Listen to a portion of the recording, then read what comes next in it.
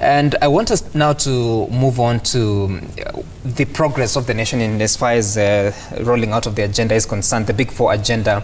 Yesterday we saw an executive order of the president, of course, appointing the cabinet secretary in charge of interior as the chairperson of a cabinet committee that will be looking on the implementation of development programs and supervisory role in as far as coordinating the cabinet secretaries when they are getting into projects. On the face of it, what is your reaction to this? Does it in any way make it better in delivery of services, or should it be seen in the lenses of politics, like some of the dailies have insinuated that the DP is being sidelined? A very interesting question here. You see, maybe I might, as I respond to this, I may want to take you back a bit. First of all, I would like Kenyans to reflect a little bit on what was the structure in the Grand Coalition government. All right? Because in the Grand Coalition government, we had the position of a prime minister. And when you look at some of the functions defined or as stipulated in this Executive Order number 1 of 2019, you may find that a lot of the structure seems to reflect what prevailed in the context of the Grand Coalition government. But at the same time, if you move further, you can also then come to the NASA coalition document. If you look at the NASA coalition document, which is a public document, I don't have to really say much about it. It can be, chances are you even have it in your archives here. The NASA coalition document, which we propagated and went with to the election, is also not too far in terms of the profile and the structure that we had anticipated from what we are seeing in this executive order. But I would finally say that, in my view, I think Uhuru is trying to streamline his government, or rather the delivery of services by his government. This is the way I look at it. He must have come to some realization that things maybe have not been coordinated appropriately. Maybe there's been a haphazard approach in certain areas. Maybe people are making commitments about public expenditure or government expenditure without a well thought out framework and plan. And therefore, I read this as a deliberate effort by the president of this country to try and stem and deal with that crisis. I would not want to look at it as him trying to sideline anybody in his government. I think this is more about the efficiency of the government that he runs, that he's the head of, rather than anything else. All right, and so now specifically talking about the Big Four agenda, talking of food security, housing, manufacturing, and which is the other one? Food security, manufacturing, housing, and healthcare. Yes, universal healthcare. You're right. When you look at it, what do you make of the progress that has been made so far? Of course, we've seen the excuse me, the rollout of the pilot phase of universal healthcare. That was on December 13th.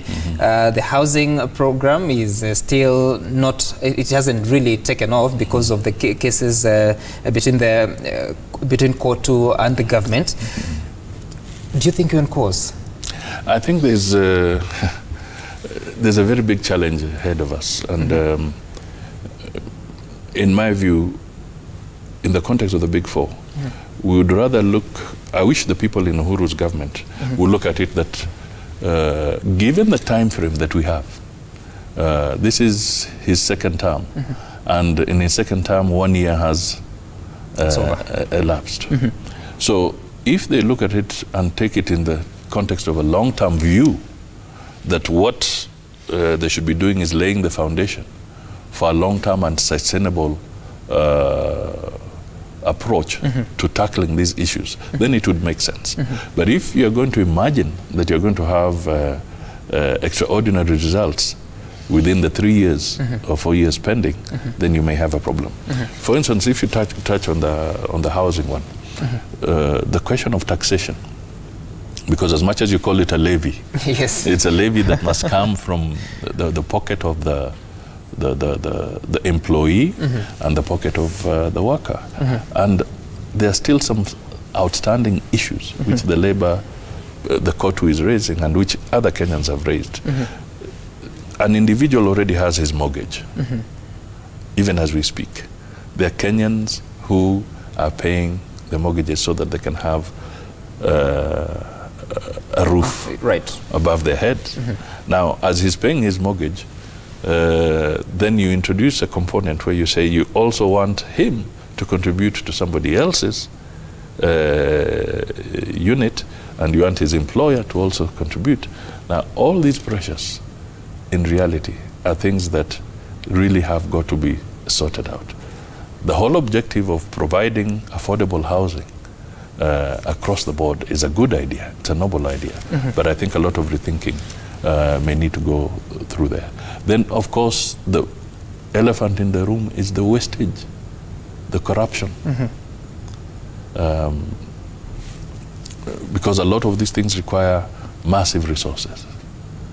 And I think Uhuru's bigger legacy, in my view, is how he's going to deal with corruption.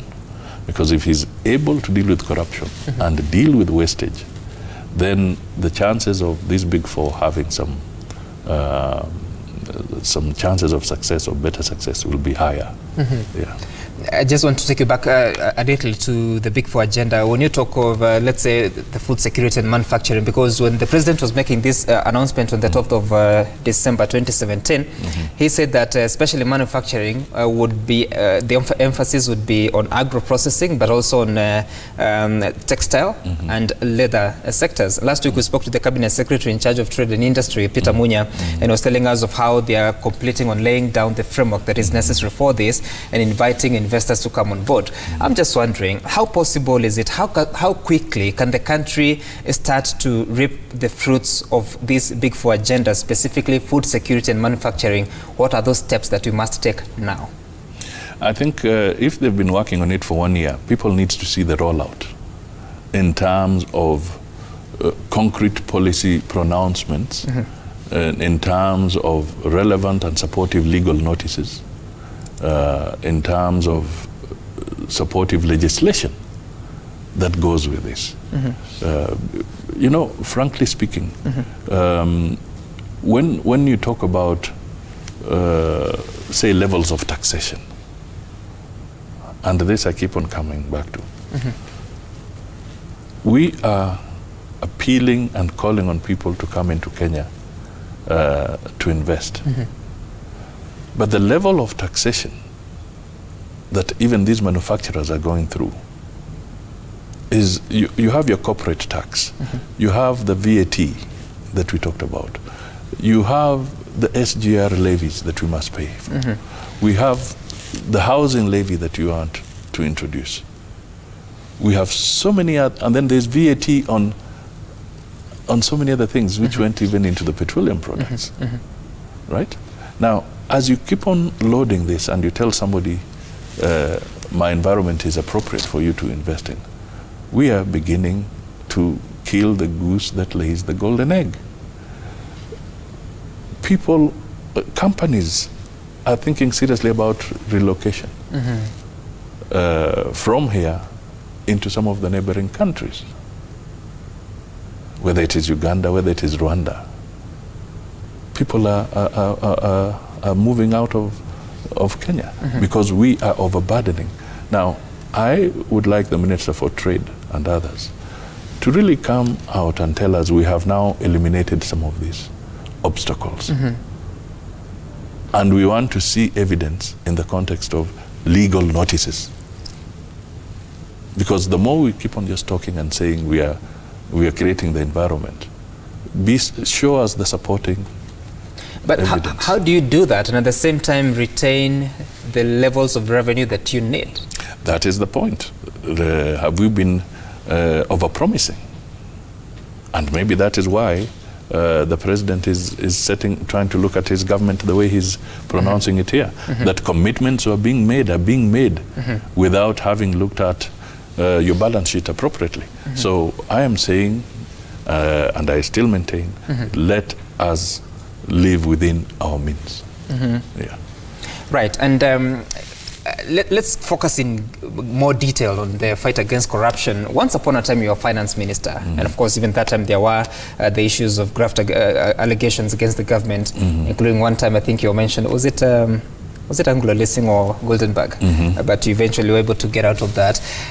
So when you look at this, we have an integrated financial management information system that has been in force since 2015, earlier. No, it began 2 or 3, but the more detailed system is now in force. But we still have these issues of money has been lost through IFMIS. How can we use this integrated system and be in a position not to find out who stole, but spot who is stealing currently? I think this is a technical question, as it were, because here you're talking about a system. So the best placed people to deal with this particular issue would be the people who man the system. But from a policy viewpoint, the position is very clear that we need to start implementing recommendations as provided by the Auditor General. Because the Auditor General from time to time has been able to point out where there are loopholes.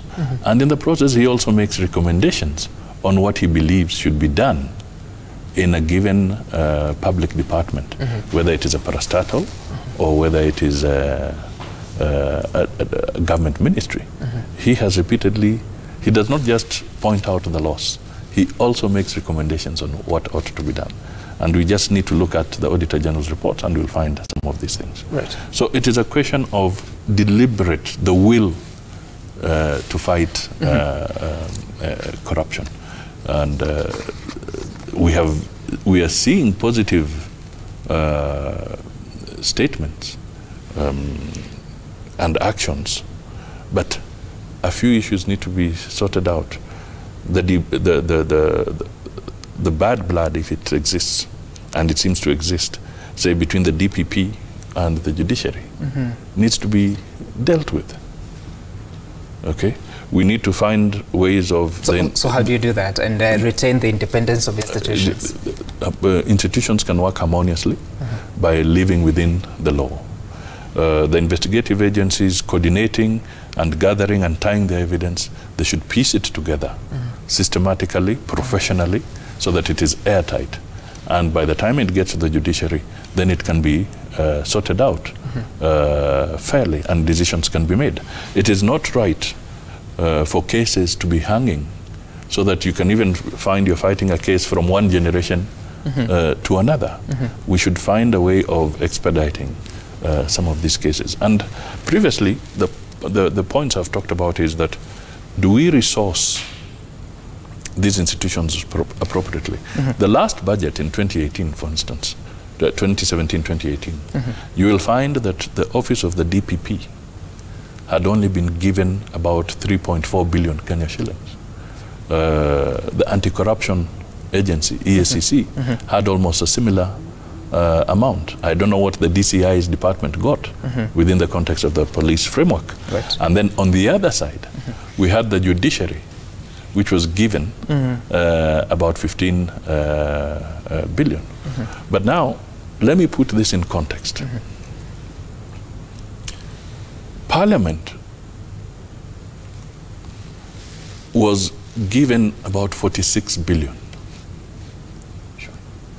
Parliament has about 1,000 employees. Parliament sits twice in a week. You know, basically, they sit for 2 days in a week. They sit on Tuesday afternoon, then have Wednesday full day, and then they have Thursday afternoon. So basically, they sit for 2 full days. 2 full days. And then, of course, they break into their committees. But Parliament sits for 2 full days It gets 46 billion. It has 1,000 members of staff. All right? And then we were shocked to even hear that Parliament wanted additional money for their parks and additional goodies. But now, you look at the judiciary. You have about 150 judges. That is topmost up to the judge of the court, High Court. All right? Then you have about 500 magistrates across the country. Now, these people sit 5 days in a week, perhaps even in certain instances 6 days in a week. And they have 7,000 employees, but they were given 15 billion.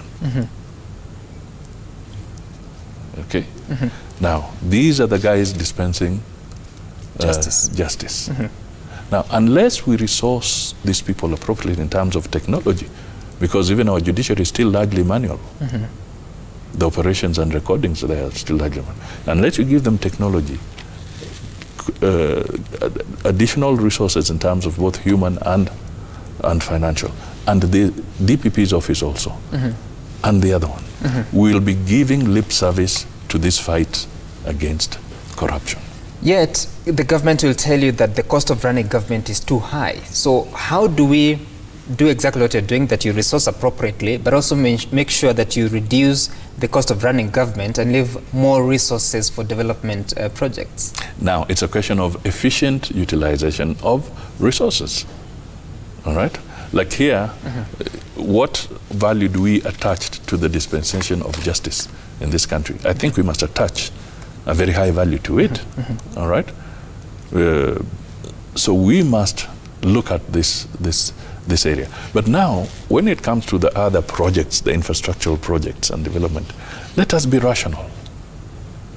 Because the pace at which projects are being rolled out in this country, it seems to indicate that people who are rushing to have capital projects, basically construction and what have you, because they believe that is where the commissions are.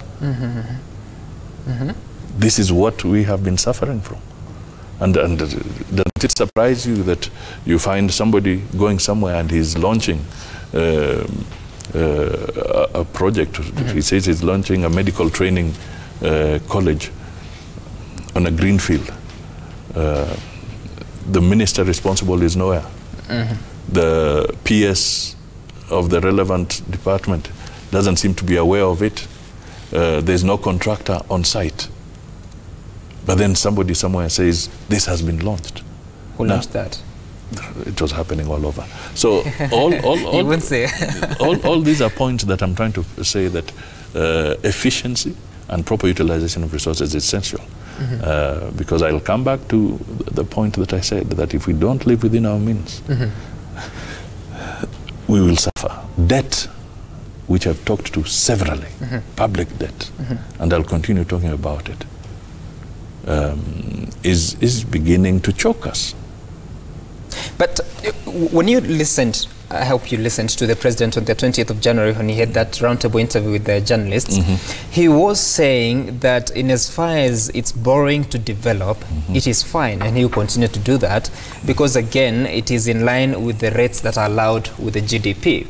So had you been the president today and you need to pursue certain projects and you also need to take care of the level of debts, how differently would you do it? You know, for an economy like ours, the policy position that the government had taken, and this had been taken because a lot of research had been done, also in conjunction with our development partners, like the IMF and World Bank, whom we share a lot of information with. Basically, it was seen that prudent borrowing should not go beyond 50% of our GDP. Because then it means that you have calculated and your ability to repay will be not in contention. But right now, our public debt is close to 60% of GDP. So we have breached even our own policy position as a nation. without looking at it carefully. Now, what is happening is that the pressure to repay, and this year is a hot year for Kenya, because two things are happening. One, a very big installment of the Eurobond is due by end of June or by mid-June this year. This is going to exert a lot of pressure on the Kenyan economy.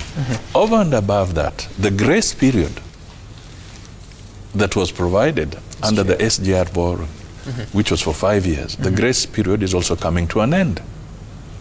So the mega payments must start.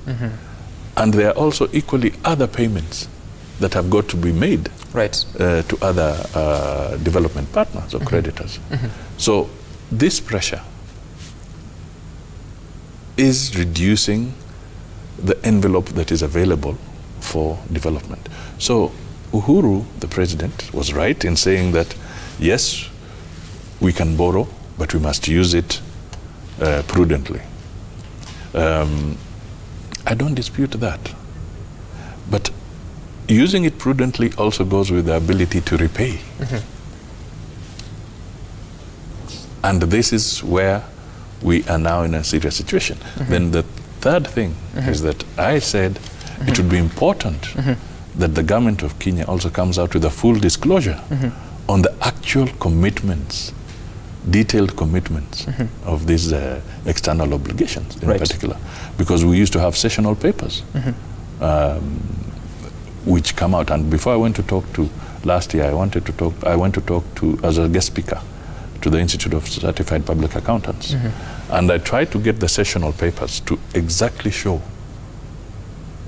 what loans the government entered into and are documented in accordance with our parliamentary procedure where sessional papers are listed. And I could not get it. All right? So, because those will give us details of the actual contractual obligations. Would that be an illegality of sorts? Or it's just... It is, you see, in this era of transparency and accountability, if indeed some commitments have been made and the due process has not been followed, and the relevant sessional papers have not been made available to Parliament, then that becomes an illegality. And somewhere along the line, it will catch up with somebody. Okay. And I want to quickly talk about, there has been talk about a referendum proposal, that there are laws that need to be looked at. And of course, coming from the National Super Alliance, where you had a proposed structure of government, from where you sit now, are there still areas that you feel need to be amended in the Constitution or even the laws that we have? And what are they, and what is your proposed route towards that direction? Yes, there are. In fact, we were public on our part in NASA. We did say that should we form government, there may be some sections of the Constitution that will need to be relooked at. And without really pinpointing so many of them, but we had the question of inclusivity, that is broadening the executive. We had the issue of improved accountability. That was essential. And under this umbrella, for instance, there could be a lot of issues that could come down, including what do we do to ensure accountability in terms of public debt, as an example. These are issues that we would have to look at. There were aspects that we failed to achieve in the Constitution, the gender-related issues. What can be done so that this noble objective is not lost in all this political debate or discourse that is going on. So there were some issues of this nature that we thought may need reflection. Now, how do we get to this? Because as we speak, there's no referendum question. And I really hope the people who are listening to you and I can digest this, because no referendum question has been formulated as we speak now. So how do we get to the referendum question? There must be dialogue, broad-based dialogue. And I've constantly said that the format in which the Boma's draft was arrived at can be replicated, but on a smaller scale because of the financial resources, but it can be replicated. And in any case, the Boma's draft is still available as a serious working document. And it had kind of incorporated the issues that we are talking about, but we then left the rail, we derailed, and we got into some other arguments and balancing act in 2010. So we didn't quite achieve the Boma's draft. But we can still achieve it. And then we need to sort out the referee. IBC. Two questions. First, we use a broad-based dialogue. Currently, we have a Building Bridges initiative. Do you think it is a representation of that broad-based dialogue? I'm sorry, I don't believe so. Because the perception that keeps coming out, and these guys have a task, especially the authors of the initiative, Raila and Uhuru, they have a task. Let me put it this way, in Kiswahili wanasema wana kibarua kigumu. Because they must be able to move in a manner that people will cease to look at the BBI as a program for two people. They have to work hard to get this out of the way. So, and this is why I keep on telling them that look at the Boma's structure. Look at the Boma structure. Unless maybe one of the recommendations from the BBI will be to have a conference similar to the Boma's structure, so that it can eventually eliminate the perception that this is an arrangement that is geared only for two people. And that can be dangerous, because suppose one pulls back. If one pulls back from the commitment, then what happens? So whatever report they write, because the genesis of this, the two leaders keep saying that it is to heal the historical wounds and ensure that there is no repeat of the incidences of post-election situations that we have had in the past. And now you're saying it's just for the two. What is its potential? Listen to see the perception. Yes. The perception until they do something, and I'm giving the example, craft a mechanism. Maybe a conference will have to come into place. A conference, I'm giving an idea. A conference must come in, structured in the Boma's format, to help in shading off the perception that this is about two individuals. Do you have any ability to push for that agenda from where you said currently? I think one of the things I'm doing by speaking here is to send a message to my two friends, the President of the Republic of Kenya and Raila Odinga, and even those who are within the BBI, that take this message seriously. So that we can carry the country with us. And so when you say that we need to expand the executive, there is also a perception in the public that this referendum call is just for the leaders and not one. Absolutely, my brother. That is precisely the point I'm trying to say. Because the issue of accountability should be more at the center of it. Improved welfare for the Kenyan people. So if the messages that keep on coming out is that this BBI or the referendum process is about this position or that position or this, then we are missing the point. And we are losing Kenyans in that process. So we must get them to understand that if we are to review the Constitution, it is not just about one component. If indeed we are going to create a broader executive, to what extent does it improve in the delivery of services to the Kenyan people? So these are the messages that should be dealt with. And they can only be dealt with if we open up this debate and bring other people on board. Right. As we wind up, Musalia Mudavadi, in 2002, you were in KANU. You were the apparent running mate to Uhuru Kenyatta, but you lost the parliamentary election. From then, you moved to ODM in 2007. You were a member of the Pentagon and the apparent running mate of Raila Odinga. But because of the post-election violence and the Grand Coalition government, you became a deputy prime minister and minister for local government. In 2012, you left ODM and you joined UDF. That sponsored you to be a presidential candidate in the election of March 2013.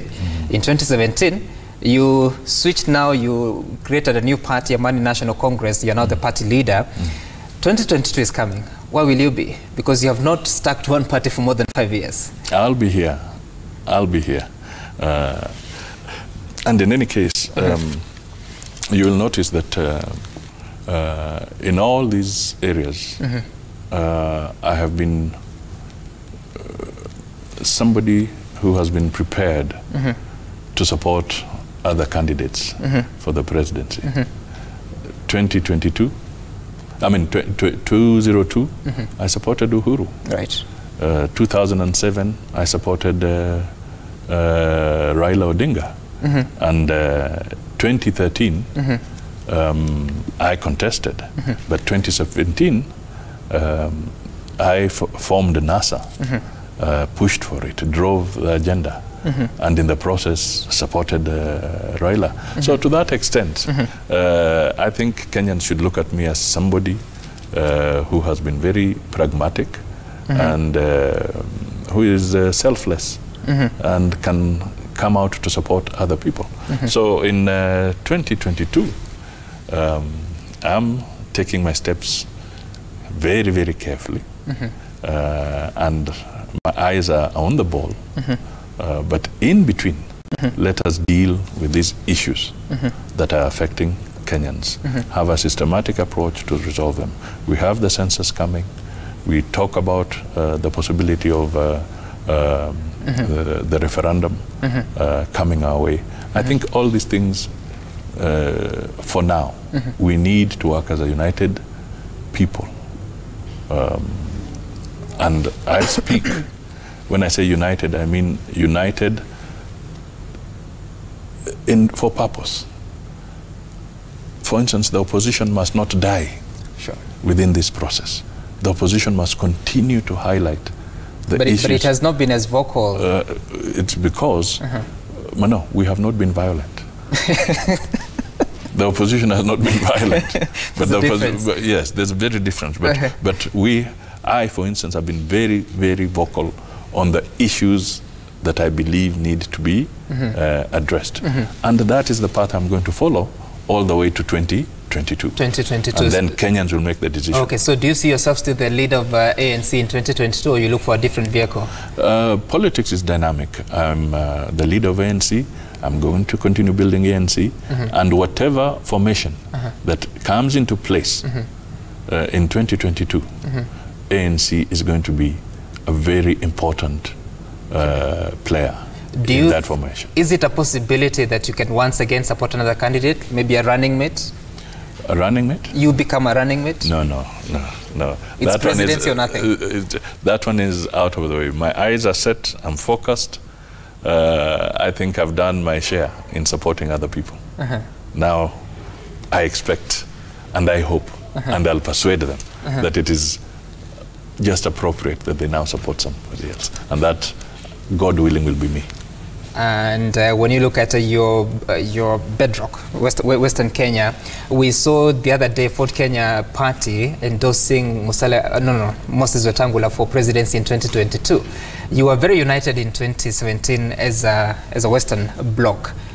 Is it a possibility that in 2022 you still be united and shelve all the ambitions of the rest for you? I think that should not worry Kenyans, and I've said this several times. Let's take the year 2013. We had President Uhuru as a candidate. He came from the central Kenya region. Martha Karua was a candidate. Paul Mwite was a candidate. And Peter Kenneth was a candidate. At the end of the day, as much as he was campaigning in other parts of the country, but his core base, which was the central Kenya, they zeroed in on Uhuru as the person they thought had the best chance of clinching the top prize, the presidency. So to me, we should not worry about other candidates expressing their constitutional right of saying that they can also be on the ballot. Sure. That should not be taken in bad context. I think what is important is that we respect the Constitution.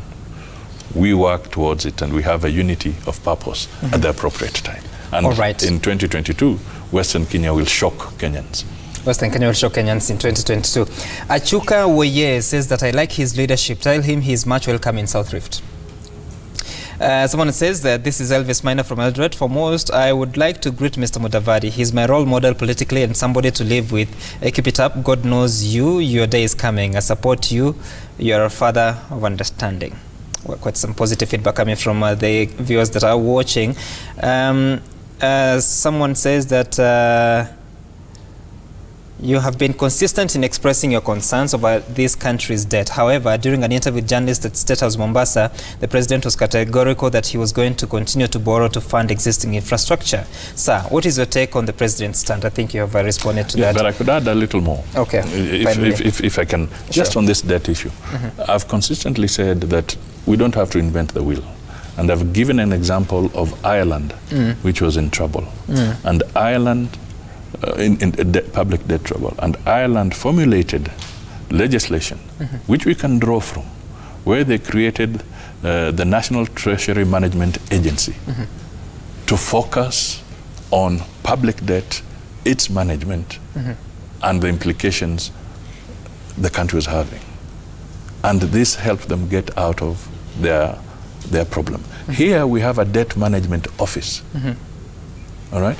But the debt management office operates at the whim of the Treasury, at the whim of the PS or CS Treasury. And that is why a lot of public debt has slipped through the fingers, and Parliament does not even have a grip on what that public debt is. Sure.